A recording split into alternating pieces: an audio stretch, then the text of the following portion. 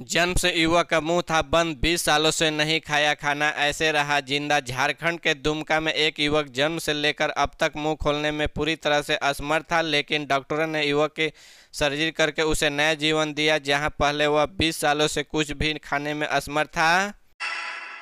झारखंड राज्य की गिनती पिछड़े राज्यों में होती है। स्वास्थ्य सुविधाओं का घोर अभाव है, खासकर ग्रामीण इलाकों में। सरकार ग्रामीण इलाकों में सरकारी अस्पतालों में दवा भेजती है ताकि गरीबों मरीजों के मुफ्त में दवा दी जा सके, लेकिन ग्रामीण इलाकों में स्थित सरकारी अस्पतालों में लापरवाही इस कदर व्याप्त है कि उन दवाओं के उचित इस्तेमाल नहीं हो रहा है।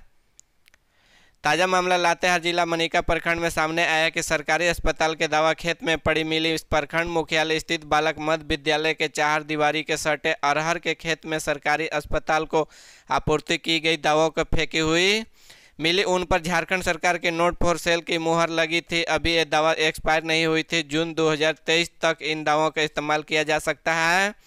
दवाओं के एक्सपायरी डेट से 5 महीने पहले दवा को फेंक दिया गया। खेत में फेंकी गई दवाओं का आयरन का सिरप, इजी पिल, गर्भ निरोधक, एन प्रेगनेंसी किट आदि शामिल है। सूचना मिलने के बाद सामुदायिक स्वास्थ्य केंद्र के कर्मी आनन फानन में वहां पहुंचे और सभी दवा को उठाकर अस्पताल ले गए। 7वें पे कॉम्बिनेशन डीए में होगी 4% की वृद्धि। मोदी सरकार जल्द देने वाली है केंद्रीय कर्मचारियों के खुशखबरी। केंद्र के मोदी सरकार जल्द ही अपने अधीन काम करने वाले कर्मचारियों के खुशखबरी दे सकती है। जो खबर सामने आ रही है उसके अनुसार केंद्र सरकार अपने 1 करोड़ से अधिक कर्मचारियों और पेंशन भोगियों के लिए महंगाई भत्ते डीए को मौजूद के 38% से 4% अंक बढ़ाकर 42% कर सकती है। गृह मंत्री अमित शाह ने शनिवार को झारखंड के देवघर में भारतीय किसान उर्वरक सहकारी लिमिटेड इफको 450 करोड़ रुपए के नैनो यूरिया संयंत्र और टाउनशिप के आधारशिला रखी। शाह ने कहा कि इससे यूरिया के आयात पर निर्भरता घटाने का पूर्व क्षेत्र खासकर संथाल परगना के विकास में मदद मिलेगी। उन्होंने कहा कि नैनो यूरिया किसानों का फायदा होगा यह पहले से ही 5 देशों को निर्यात किया जा रहा है। इफ्को के अनुसार प्रधानमंत्री नरेंद्र मोदी पिछले साल गुजरात में दुनिया के पहले नैनो यूरिया संयंत्र का उद्घाटन किया था। यह भारत का 5वां नैनो यूरिया संयंत्र होगा।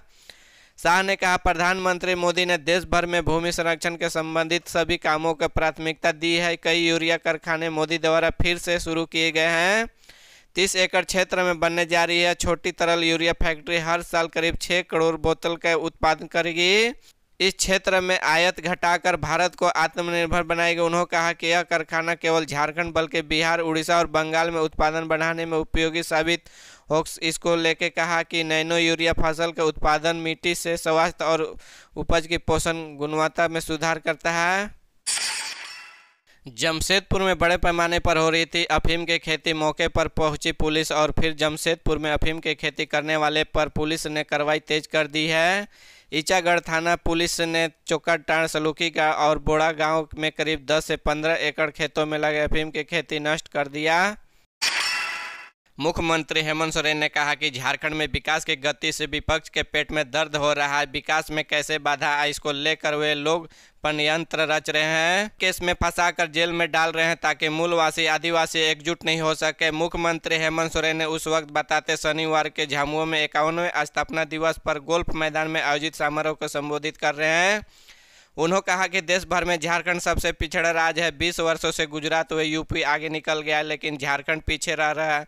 तरीके में झारखंड को पीछे धकेला गया है। यहाँ के कोयले से दूसरे राज्य के कारखाना चल रहा है, लेकिन हमें आर्थिक, मानसिक, सामाजिक रूप में मजबूती नहीं होने दे रहा है। रांची जिला के बेड़ो थाना क्षेत्र घघरा टिकरा टोली गांव में 28 वर्षीय मनीष उरांव पिता सौराम उरांव के अज्ञात लोगों ने गला रेत कर हत्या कर दी है। 10 फरवरी को उसकी शादी होने वाली थी। इसी बीच शुक्रवार रात लगभग 8 बजे उसकी हत्या हो गई। पुलिस ने उसका शव उसके पुराने घर से बरामद किया और पंचनामा कर पोस्टमार्टम के लिए रिम्स भेज दिया है। साथ ही मनीष के छोटा भाई प्रकाश उरांव का बयान पर अज्ञात लोगों ने विरोध हत्या का मामला दर्ज कर लिया। जानकारी के अनुसार मनीष पूर्व प्रखंड प्रमुख अनीता मीज का भतीजा था। एमटेक की पढ़ाई करने के बाद वह तुमको एजुकेशन पॉइंट नाम से कोचिंग चलाता था। साथ ही प्रतियोगिता परीक्षा की तैयारी भी करता है। परिजनों ने बताया कि 10 फरवरी को टंडवा टोली मनीष की शादी होनी थी। शुक्रवार रात में चुपकी शादी से रम्स के परिवार के लोग इसकी तैयारी में जुटे हुए थे। धनबाद जिले के रणधीर वर्मा स्टेडियम में आयोजित जेएम के 51वां स्थापना दिवस समारोह में राज्य के मुख्यमंत्री हेमंत सोरेन, पार्टी के सुप्रीमो शिबू सोरेन शामिल हुए। उनके अलावा पार्टी के विधायक सांसद भी मंच पर आसीन रहे। लोगों की भारी भीड़ समारोह में देखने को मिली। बड़ी संख्या में लोग पंडाल के बाहर भी मुख्यमंत्री का संबोधन सुनते रहे। अपने संबोधन में मुख्यमंत्री ने एक तरफ भारतीय जनता पार्टी के ऊपर हमला बोला, वहीं दूसरी तरफ से राज्य में चल रही विभिन्न तरह कल्याणकारी योजनाओं को जानकारी देने के साथ ही 1932 स्थानीय नीति राज संशोधन के लिए सरकार को लौटाने जाने के बातों तीखी प्रक्रिया भी दी।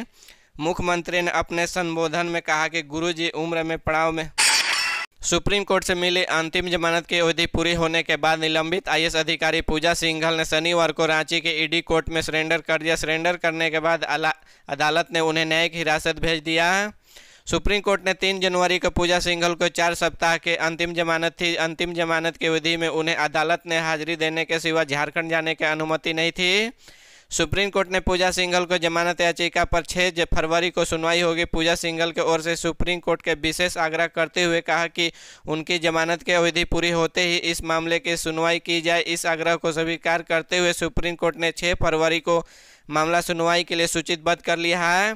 बता दें, पिछले साल ईडी ने पूजा सिंघल के खिलाफ भ्रष्टाचार में मनी लॉन्ड्रिंग का मामला दर्ज कर दिया था। खूंटी में मनरेगा घोटाले में उन्हें आरोपी बनाया गया था। उन पर 1000 करोड़ के भ्रष्टाचार के आरोप में ईडी के छापेमारी और कार्रवाई में उनके आवास को करोड़ों की नकद की गई थी, जिसके बाद उन्हें निलंबित कर दिया गया था। गिरिडीह के अवैध कोयला खदान में बड़ा हादसा हो गया है। दरअसल अवैध रूप में कोयला चोरी करने के दौरान अवैध खानता में दबने के एक व्यक्ति की मौत हो गई। घटना रविवार सुबह की यह घटना मुफसिल थाना इलाके के ओपन कास्ट माइंस के समीप स्थित अवैध खानता में घटित हुई है। जानकारी के अनुसार मृतक मुफसिल थाना इलाके के महुआ टांड रहने वाले थे। मृतक का नाम प्रकाश पासवान का था। इधर घटना की सूचना मिलने के बाद महेश लुंडी पंचायत के मुखिया शिवनाथ साव मौके पर पहुंचे और मामले की जानकारी ली।